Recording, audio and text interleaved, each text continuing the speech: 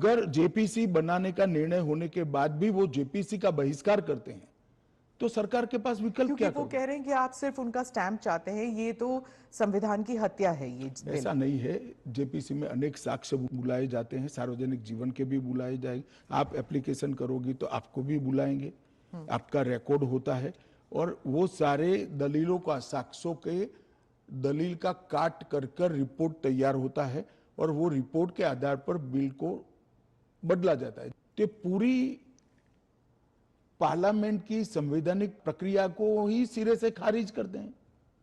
फिर तो आप ऐसे भी कह सकते हो कोई भी कानून हम पास नहीं होने देंगे, हम विरोध करेंगे। कि महत्वपूर्ण बिल है, सभी पार्टियों के सदस्यों की राय पार्टी से कंसल्ट कर कर एक कंसीडर्ड राय जेपीसी के सामने आनी चाहिए। और अगर जेपीसी नहीं आता, अगर वो बहिष्कार करते हैं, तब क्या होगा? तो कुछ नहीं होगा, जेपीसी अपना काम करेगी। तो कैसे काम करेगी अगर बहिष्कार कर रहे हैं? तो फिर तो पूरे ऑपोजिशन के बगैर तो मौजूदा लोग काम करेंगे। कल को आप अगर ऑपोजिशन अभी से लेकर 4 साल तक कोई काम में सहयोग नहीं होता है, देता है, तो देश नहीं चलेगा क्या? स्मिता जी, ऐसे नहीं चलता है। हम इतना ही कर सकते हैं कि उनको बोलने का मौका दे, उनको बात रखने का मौका दे। अगर वो अपनी बात रखना ही नहीं चाहते हैं, अगर बोलना ही नहीं चाहते हैं, तो देश की जनता भी तो देख रही है ना चीजों को। विपक्ष का यही कहना है कि आप हमेशा कह रहे हैं, इस बिल को लेकर कह रहे हैं कि जुडिशरी डिसाइड करेगा, जुडिशरी। लेकिन जुडिशरी में सारे केसेस इतनी लंबे तौर पर विलंबित होती हैं। नहीं चलते हैं। और एक सेकंड, जुडिशरी में बिल के केस कभी भी, मेरे अलावे किसी भी बिल का केस सुप्रीम कोर्ट में 5 दिन से ज्यादा नहीं चला है। पर ये इरिवर्सिबल हो गया ना, ये जो केसेस हो जाते हैं, अगर उनको पद छोड़ना पड़े तो ये इरिवर्सिबल हो गया। जमानत मिलने के बाद वो फिर से ले सकते हैं। हमारा इतना ही है कि जमानत नहीं होती तब तक आप जेल से सरकार नहीं चला सकते। तो चलो जमानत मिलने में 30 की जगह 40 दिन हुआ, तो 40 दिन के बाद आप शपथ ले सकते हो। इसमें कोई जुडिशियल प्रोविजंस हैं क्या इस बिल में कि थोड़ा बहुत एटलीस्ट सुरक्षित महसूस करे एक?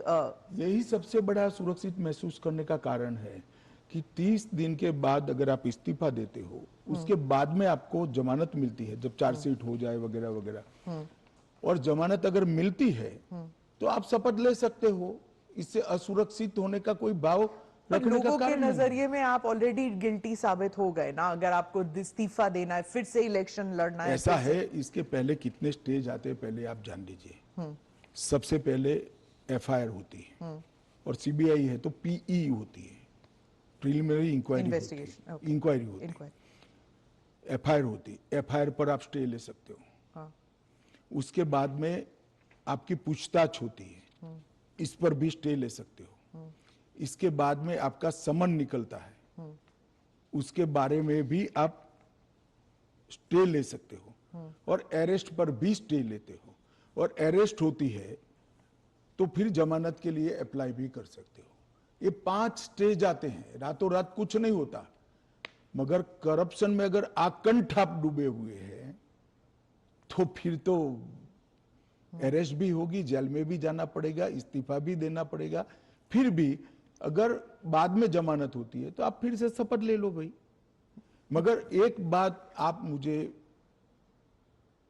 ये बताइए, क्या एज अ सीनियर जर्नलिस्ट आप इस चीज को ठीक मानती है? क्योंकि अभी तो नरेंद्र मोदी जी है तो ऐसा सवाल ही नहीं है, परंतु कभी भी देश का प्रधानमंत्री जेल में जाए तो जेल से देश का प्रधानमंत्री सरकार चलाए, वो ठीक मानती है क्या आप? देश का मुख्यमंत्री जेल में रहकर सरकार चलाए, वो ठीक मानते हैं क्या आप? क्या इस देश में ऐसी मान्यता है कि जो व्यक्ति पद पर बैठा है इसके अलावा देश चलेगा ही नहीं?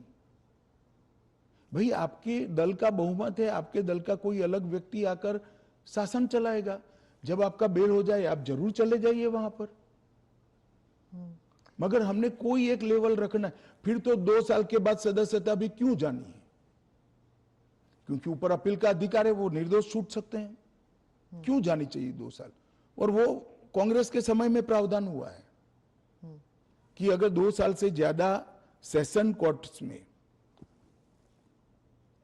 जेल होती है, 2 साल से ज्यादा समय के लिए कैद का ऑर्डर होता है, तो आपकी सदस्यता अपने आप समाप्त हो जाती है।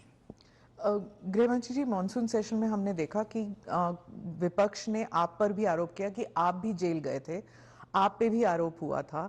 तो जब उन्होंने ऐसा कहा, आपने कहा कि मुझे नैतिकता के बारे में कांग्रेस से नहीं सीखना, उस बारे में आप बताएंगे हमें कुछ? जरूर बताऊंगा। मैंने इसलिए कहा था कि मेरे पे आरोप लगा और जैसे ही मुझे समन आया, अरेस्ट छोड़ दीजिए, सीबीआई ने मुझे समन किया, मैंने दूसरे ही दिन इस्तीफा दे दिया था। अरेस्ट तो मेरी बाद में हुई। जैसे ही सीबीआई ने मुझे समन किया था, मैंने दूसरे ही दिन इस्तीफा दिया था और केस चला और केस में जजमेंट भी आया कि ये पॉलिटिकल वेंडेटे का केस था और मैं पूर्णतया निर्दोष हूं। पर वो तो बाद में आया था एक ना, सेकंड, 2016। एक सेकंड सुनिए ना। हाँ। एक सेकंड, वो जजमेंट बाद में आया। बेल मेरी पहले हो गई हाँ। थी, बेल मेरी पहले हो गई जी। थी और वो जजमेंट ऐसा आया कि कंप्लीटली पॉलिटिकल वेंडेटा के केस है, कहीं पर दूर दूर तक मेरा इस केस में इन्वॉल्वमेंट नहीं है और मुझे शंका के आधार पर बरी नहीं किया गया था। मेरे सामने के केस को खारिज किया गया था और मुझे बेल मिल गया था 96वें दिन पर। फिर भी मैंने फिर से शपथ लेकर गृह मंत्री नहीं बना था। इतना ही नहीं, जब तक मैं कंप्लीटली मेरे सामने के सारे आरोप क्वाश नहीं हुए, तब तक मैंने किसी भी संवैधानिक पद पर शपथ नहीं ली थी। तो मुझे क्या विपक्ष नैतिकता के पाठ पढ़ाता है?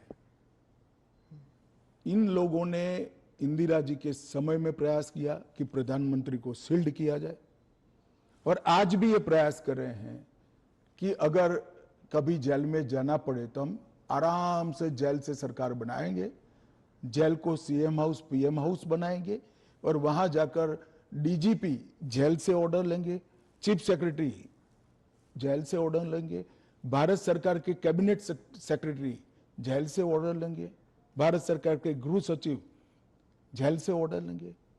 इस तरह से देश चलेगा। और ये कल्पना ही मैं तो, मेरी पार्टी और मैं दोनों सिरे से खारिज करते हैं कि जो व्यक्ति बैठा है इसके बगैर इस देश का शासन नहीं चल सकता और इससे किसी का भी बहुमत पार्लियामेंट में या विधानसभा में प्रभावित नहीं होगा।